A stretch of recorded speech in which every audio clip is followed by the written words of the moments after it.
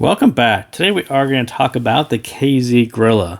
So this is their new 1+1, which looks very much like their older DFI, which was just a single dynamic driver, but this one does have a balanced armature, and it is kind of poking right there. You can actually see it pretty good right in the nozzle. So it is something that KZ has not done often. I'm not sure they've actually done it before. Putting a balanced armature right in the nozzle like that is somewhat new.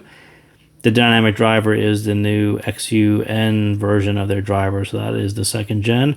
This one does have 4 switches also, which are mainly the bass. I think you get 3 bass settings, and then there's the 4th switch was actually a 1 decibel upper treble kind of thing. But for the most part, you're looking at a tunable bass style set, similar to DFI, but with a balanced armature. And we'll start right there and say that's at the high level, that's pretty much what is going on here. So if you're familiar with what KZ has been doing lately, it looks a lot like this. So very much a Harman-ish, KZ Harman-ish style curve that they've been using on a few sets, and the DFI is in green, Krila is in red. So very much a KZ Harman style. And the big difference really happens out here, where they've really bumped up the upper treble because there's a balanced armature. And so you can say, well, it's a DFI with a lot of air, but what really happens is all this is really colored and sharpened and technically increased, or technical performance is better because it is a balanced armature. So I think the idea was to do a DFI, but a more technical DFI, because I think that would be one of the main complaints about DFI, as well as other Harman-style single dynamic drivers. They're not overly technical. Their performance is kind of okay for a dynamic driver, and it's okay for a $30 set or a $20 set. But as far as reaching beyond that in detail and note sharpness and definition, I think those are a little harder to do on a single dynamic driver at that price point. So what Krila really tries to do is sort of remedy that situation and give you a more airier, balanced armature, technical performance increased, version of a DFI. And I think they, pretty much hit that target. So I think that wasn't too far from what they were aiming for. So if you actually are familiar with Krila, you also know that this is the one that KZ says is the $1,000 killer. And I'll say it's not really there yet. Is it better than all $1,000 sets? Probably not. But you do have to remember how KZ thinks about this. And KZ is a driver manufacturer. They are an IM manufacturer. But for the most part, they do build their own drivers, and they think about it exactly in those terms. And these are words from KZ. From a scientific perspective, it is essential to focus on the actual impact of the diaphragm's thickness and the magnetic gap, rather than indulging in empty marketing claims. Innovation in unit structure should be highlighted rather than using metaphysics to deceive customers. So they think about performance and competitive with other sets in terms of components and thicknesses and gaps, and very much at the component level. So as I said, they are a driver manufacturer. They know exactly what goes into building drivers. As they build their own, they know exactly what tolerances go into their drivers. They partner with other driver manufacturers to make their own drivers and develop them, so they know exactly what's out in the market by other brands. So they have a very intimate knowledge of driver characteristics and driver development. So that's sort of at the heart of why they say it could probably beat $1,000 set. There is probably some truth to how KZ builds their drivers that is very competitive to the same drivers that are in $1,000 sets. But as far as, from a consumer level, does it sort of hit the specs of what you would expect at $1,000? I don't think they're there yet. So what is special about the Krila, and that really does go beyond its price point and beating many budget hybrids, I think, is the treble extension and the 1BA that they use. I think it's actually pretty good. I think AS24 was our first taste of these new balanced armatures, and this one, a single BA doing very extended treble, is actually somewhat unique. And it's really not just unique for $20, but hybrids, well into the $100 range haven't been really great at doing full treble extension, and this one does it quite well. And usually I say the same thing about KZ. Don't think of Krilla as the end game, right? This is just the start of a series of sets, probably. Just the way they started using Zobel and said, this is the first set with Zobel, and it's the end-all set, and it's super awesome. And then a month later, you get a new Zobel set, and then another Zobel set, and then there was a series of refinements on their Zobel network and the switches, and, I don't know how many deep we are now, 4 or 5, and they keep on refining it. And this will be the same exact way. You're going to see these hybrids evolve and get better and better as they come along. So, yeah. So think about that. This one is actually pretty good, but there's probably going to be another one coming along pretty soon. But I do think it easily sets the bar for a 1+1, as there really haven't been a lot of good ones. There's been a ton of bad 1+1s. There's been a ton of bad, 1+2s, 1+3s in the sub $100 range. So I think it's pretty, kind of low-hanging fruit to do something that hits Harman extended target tuning, right? So Harman style tuning that puts you in the right ballpark on levels. There's no weird peakiness to it, and you do it extended, so the treble is well extended and has an airy feel to it, and you pretty much beat most of the budget 1+1 simply by hitting those two marks. So it gives you a general peeling, but some BA text to it, which again is what I said.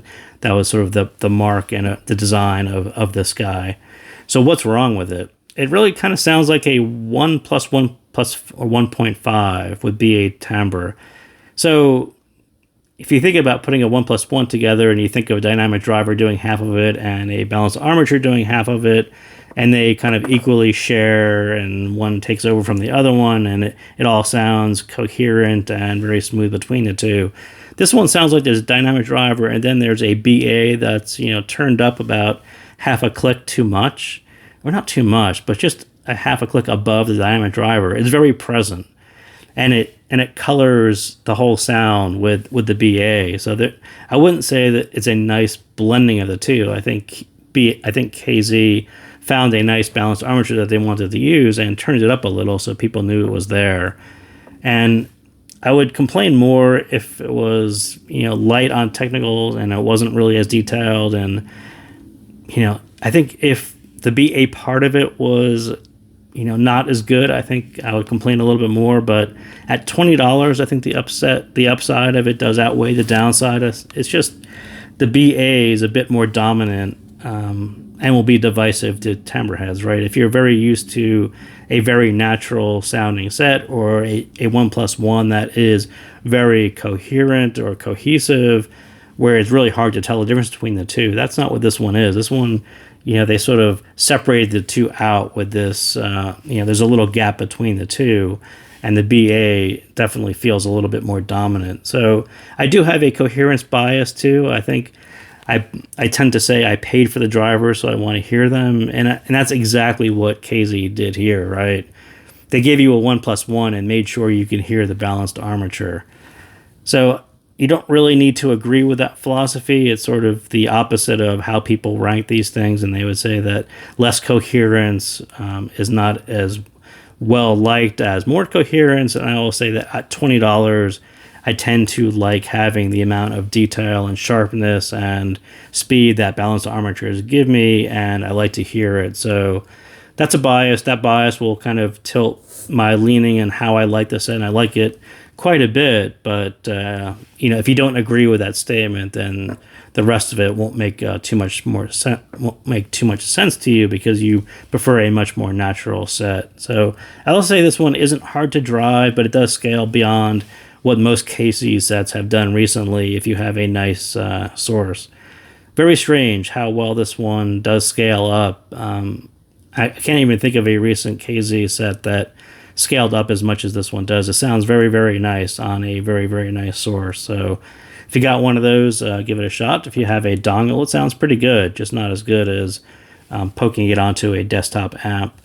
So compared to some recent sets, and so the Harman group from last year and this year, like I was just talking about, those sets are generally appealing sets. The levels are right. There's no weird, doesn't really step out of place. There's not really all that peakiness, but a few were technical stars, and that's really why, at least recently, why the upgrade to those sets was really these two sets, the Simgo EA500 and Olina SE.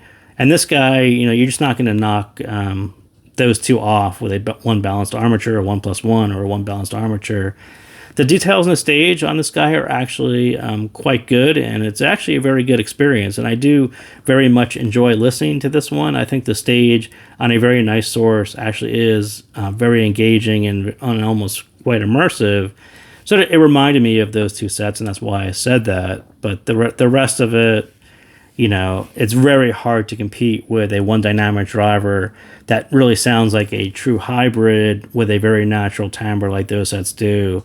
And that's really what people will spend $1,000 on to hear, or $100. It has to sound more natural than this arrangement of 1+1, where the balanced armature is kind of poking out a little bit.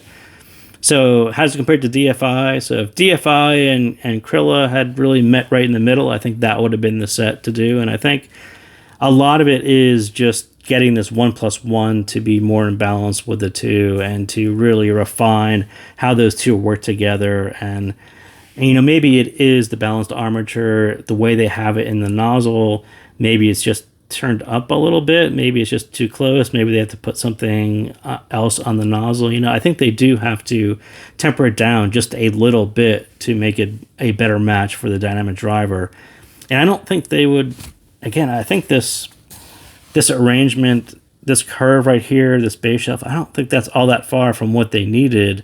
You can certainly turn this up a little bit, and that'll maybe ease out some of this BA timbre, but I'm not sure that that's the right. I think they got this curve about as clean as they need it to be, so I'm not sure I would take that route, but they do need to meet these two in the middle somehow, and I'm not sure how they're going to approach that, but I am sure they're going to approach it. So what does it sound like? I think it is similar to KZ's recent U-shaped Harman style sets, like I just said. The real differentiator is that BA and extension and the improved technicals that you get from that balanced armature. I think they hit that pretty well. Does it do Metallica's Black Album? And I picked that one out because I think Kiwi Ears Quintet, I think that one was a pretty tough one on Quintet. That upper mid that they called very neutral was not very neutral, and this one at least is quite passable. And it's really passable because there's enough lower end on Metallica's Black Album to actually smooth out some of the treble extension and some of the BA timbre. I think that actually worked out pretty well. But when you get into something a little bit older, like Queensryche Operation Mindcrime, where there's not as much mid bass, that one is much tougher to deal with. There's not really enough mid bass to pull off a lot of those guitars, and having the right balance to do a rock track like that. It's really on the edge of balancing that balanced armature treble and level with enough mid bass. They've kind of cut this bass shelf down a little bit. We'll talk about it in a second. And it probably, on this set with this balanced armature, it probably needed to be tweaked a little bit. So we will say that the bass, right along with the recent KZ sets and their sensible treble level, their sensible tunable levels, this one goes down. They say it was 3 decibels, but I think it was closer to 5. So it would actually drop down from about right under 70 to right under 65, at least on my charts, and they say it's about 3 decibels, but so somewhere in there. So you definitely go from a very pop-friendly, almost 10 dB bass shelf down to almost about 5, which is a very neutral style bass shelf. So again, they've been working on that for a few sets, and I think they actually got that pretty much in the zone now as far as those tunable levels. The new XUN driver does perform pretty well. There's not a whole lot of slack there. It's very clean, and it's almost bordering on lean, just because of the amount of treble that they're pushing through the balanced armature. I think KZ has been refining the sound in a few sets. It's slowly transitioning from what used to be the KZ Fun Sound, which was a really big bass shelf with a lot of mid bass, down to this KZ Clean, which is just enough to pull off Harman tuning without really stepping out or having a whole lot of bloat to it. So, but I do, like I just said, I think it should have been tweaked a bit for the treble. I think what DFI does versus what Krila does, not quite the same. They probably needed to tweak that a bit more mid bass, just so it had enough to balance out a little extra energy that you're getting out in the treble. So, but pretty close. It just sounds a bit lean. But if your track has enough mid bass, like I said, Metallica's Black Album is sort of right there on the edge of sounding pretty passable.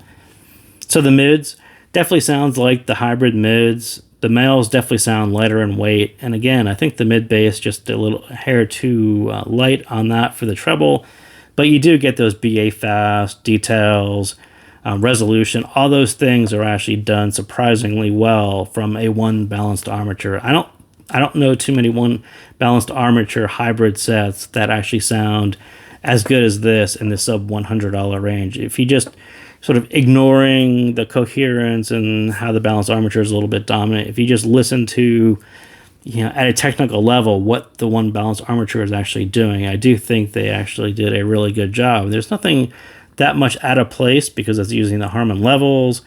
But again, the balanced armature timbre just kind of colors everything from the treble down, and everything just kind of takes on that color, which is going to be quite divisive. And again, I think the BA in the nozzle sounds transparent. And considering this is maybe their first shot at doing it, or when they haven't done it in a long time, I think they actually pulled it off as not having a very peaky is sort of the word, but maybe an intense. You're sort of assuming that the balanced armature is going to be super intense. Upper mids are going to be unbearable because there's a balanced armature so close to your eardrum. But I think they did pull that off pretty good. I think it does sound kind of transparent, and there's a diffuseness to the whole sound to it, which is actually a little bit different too. But it does take on, it's kind of a sterile version because of the BA and the level that they used. It doesn't quite hit the emotion that it probably should be, just probably because it's just bumped up a little bit too much. But what I kind of kept on getting stuck on was the diffuseness of the sound and the sound stage, and very different than what I was expecting it to sound like. It definitely doesn't sound like some of the older hybrids that they did, which were very intense. So again, $1,000, you're sort of looking for a set that is very natural, very detailed at the same time. And those two things tend to be very hard to do simultaneously. A lot of sets can do natural, but they can't do detailed or extended. There's a lot of sets that will do details and extension without sounding a whole lot of natural.